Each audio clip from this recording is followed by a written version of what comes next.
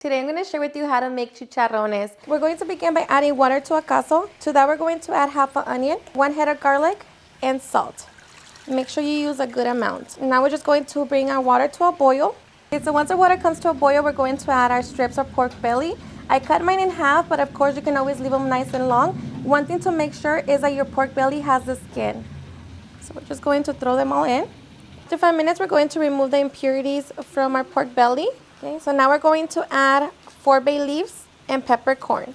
And we're just going to allow this to cook for another 20 minutes, and then we can remove it from the pot. Okay, and after the total of 25 minutes, we're going to remove our pork belly from the broth. I'm going to be placing it on a kitchen towel because we want them to be nice and dry.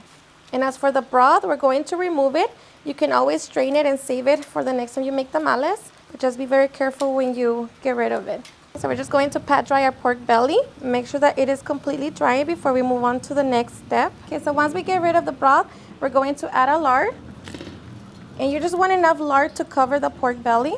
And now we're just going to allow it to melt. And we want our lard to be at 200 degrees. Okay guys, so once our lard has melted and we have our lard set to 200 degrees over medium-low heat, now we can get ready to add our pork bellies back in and just make sure that they are dry. Okay, so now we're just going to allow our pork belly to cook in the lard for 1 hour. Make sure that you're moving them constantly around so they don't stick to the bottom of the pot. Alrighty guys, so after 1 hour, our pork belly has now turned into chicharrones, and this is what they should look like. So now we're just going to remove them from the lard. Okay, I'm going to place them in paper.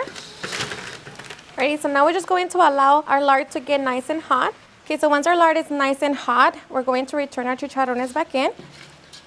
And we're going to be frying them for about 5 minutes. Make sure that you're constantly moving them around. And this is what you want your chicharrones to look like. And now we're just going to remove them from the lard. And just like that, we have our chicharrones.